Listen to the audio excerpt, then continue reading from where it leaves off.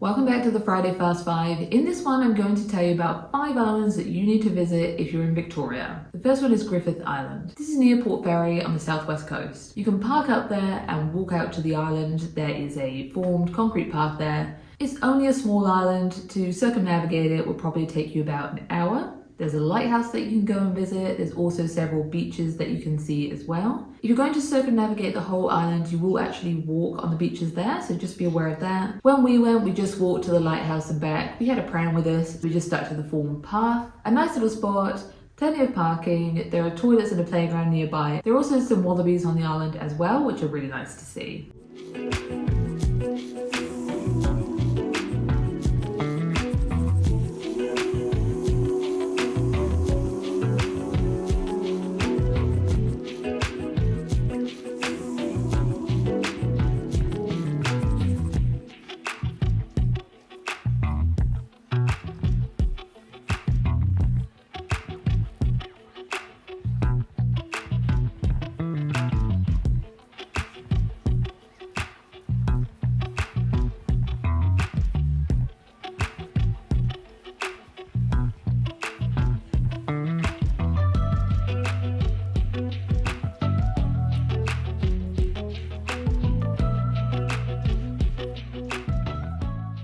The next island is Phillip Island. Yep, I know, everyone knows this island. They have the Moto Grand Prix there, heaps of different events. There's lots of wildlife to see there, some beautiful beaches, lots of places to stay. It's quite a big island, a very popular holiday spot for people from Melbourne. Heaps to see and do there. They do have a bridge over to the island as well. You don't need to worry about taking a ferry, and it's definitely one to check out.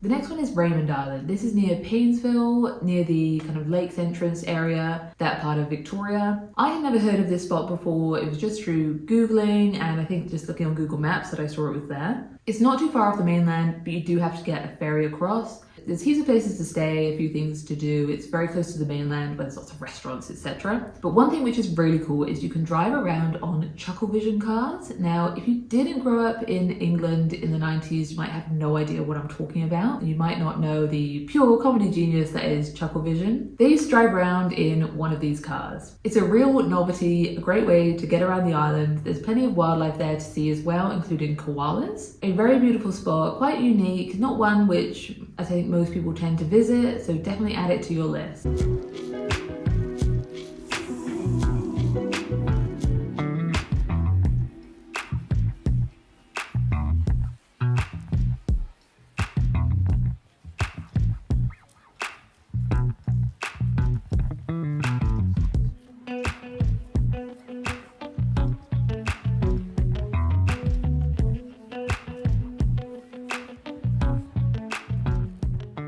Number 4 is French Island. This is just off the Mornington Peninsula. Compared to a lot of other islands, this one really isn't that developed at all. I think there may be a few houses on there, but that's about it.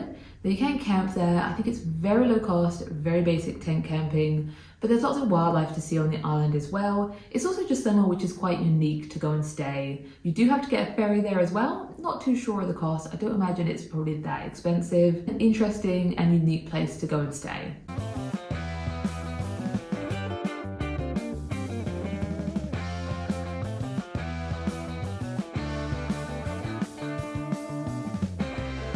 The final island is, I think, pushing the boundaries of an island. It is Ponyfish Island. Ponyfish Island is a floating bar which is in Melbourne CBD. It's located under one of the bridges that crosses the Yarra River. Every now and again, when the river gets too high, it floods, but when it is not flooded, it is a very cool, probably hipster place to hang out, have a few drinks there, and it's a really unique spot to be able to sit and see the city.